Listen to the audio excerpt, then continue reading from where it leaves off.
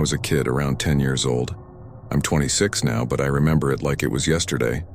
I was in elementary school at the time, and there was this new kid named Robert in my grade. On the first day of school, we sat next to each other in class, so I kind of became Robert's first friend since he moved into town. In the months that followed, Robert made some more friends that weren't really in my friend group. Plus, we didn't have any classes together the next semester, so we kind of went our separate ways and didn't talk as much.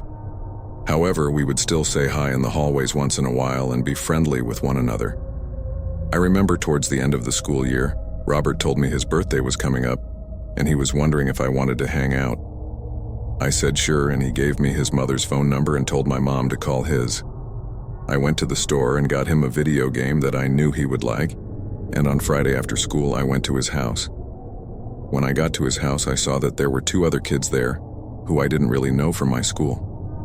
We started out having pizza and then played a few games. As the party went on, I ended up getting along with Robert's friends very nicely, and it was a fun time.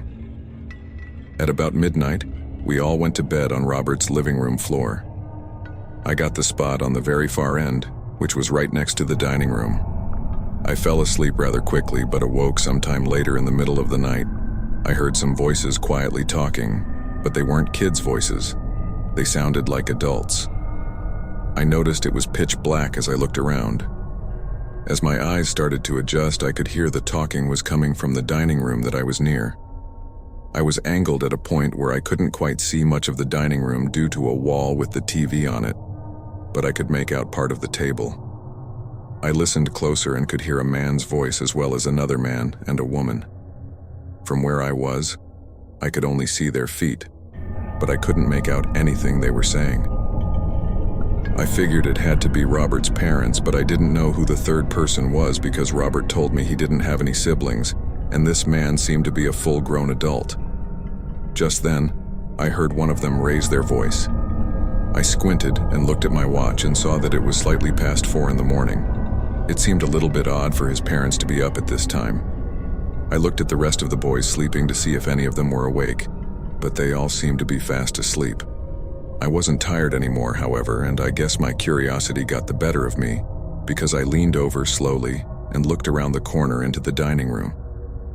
I saw a man in a black jacket and another man and a woman who I assumed were Robert's parents, though I couldn't make out anybody very well in the dark. They were talking, but I couldn't really tell what they were talking about.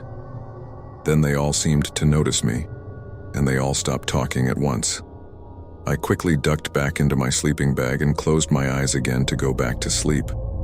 I was sort of embarrassed that they had seen me spying on them. Eventually, I just drifted off back to sleep and woke up the next morning with the other boys at around 9 a.m. We all got up and had some cereal for breakfast and played some video games. As we did, I asked Robert why his parents were talking to a man in the middle of the night at their dining room table, because the whole thing just seemed really odd to me. Robert said he didn't know anyone who would be at his house at 4 a.m. and said he didn't know why his parents would be up at that hour. Robert's mother came in and asked us how we slept, and when we did, Robert asked her my question. His mom looked at me and laughed. She said no man was here and his parents had both slept the whole night in their room. She told me I must have been dreaming. I laughed and agreed with them because I didn't want to argue. However, I know myself, and I know that I was not dreaming. I was wide awake, and I know what I saw and heard. After that, I didn't go to Robert's house again, and at the end of the school year, he moved away.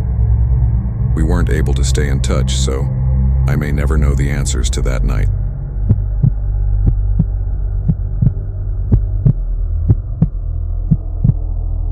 About 5 years ago, I had a sleepover with my best friend. For this story, we'll call him Jay. Jay and I had been friends for a long time, and we would often hang out at each other's houses and spend the night. On this particular occasion, it was a Friday night, and he came to my place to play some Madden. We had planned beforehand that he would stay over, so we were hoping to stay up really late playing against one another. At this time, we were both in high school, but my older sister and my older brother were both away at college, so I had the entire basement pretty much to myself. We played on my PlayStation 4 on a pretty big TV that we had down there. At about 10 p.m., as we were in the middle of a game, We heard the sound of a knock coming from the window. We both looked over in the direction but couldn't see anything out of the window due to it being light inside and dark outside. We had a sliding glass door down there, but it had blinds covering that up. We both paused the game and were quiet for a few minutes. We heard what sounded like the bush outside my door moving, and both of us leaped up from that sound. I ran upstairs and told my parents what had happened. My dad came downstairs and looked out the window.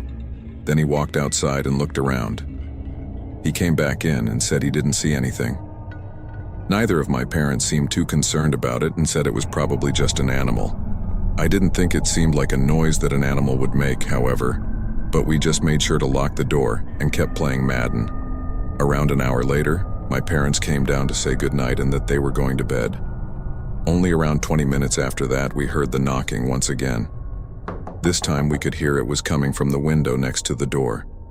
It lasted longer this time than the first, but we still couldn't see anything as we looked out the window from across the room. It was pretty creepy, but my parents had just gone to bed, and I didn't want to wake them, so we tried to ignore it. We couldn't help but feel a little scared, though. We paused the game again and started talking about what we should do. We debated going outside or looking out the window. We decided to look out the window, but when we did, we saw nothing. After staying alert near the door for a while, we finally calmed back down and went back to playing video games until about 2 o'clock in the morning. During that time, we had no more interruptions.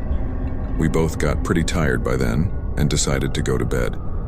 I slept on one of the couches down there, and Jay slept on the other. We fell asleep for probably an hour, but awoke at around 3 in the morning to more noises once again. This time, they seemed louder. It was more knocking as well as the bushes being moved, but now we heard the doorknob being jiggled as if someone was trying to open it.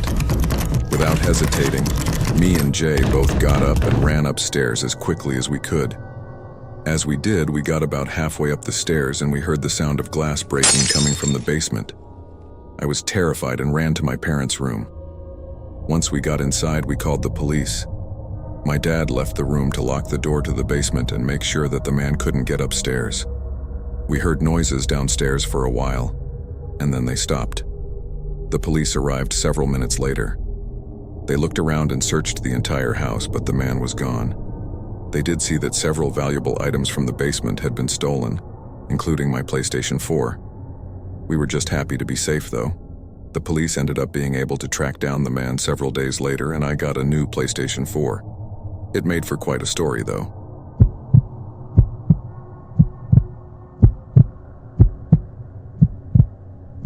This story took place when I was in college.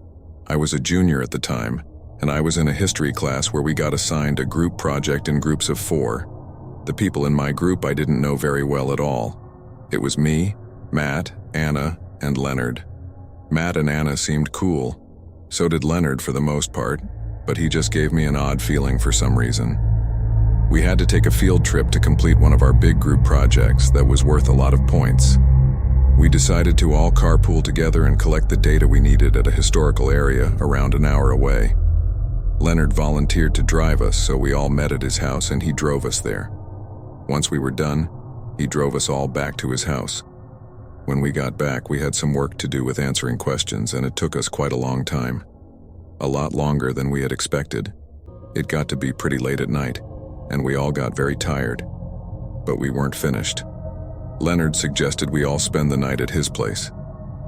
I didn't really want to, but we were all really tired, and he had a lot of space because he told us his roommates were away. So we agreed to stay over.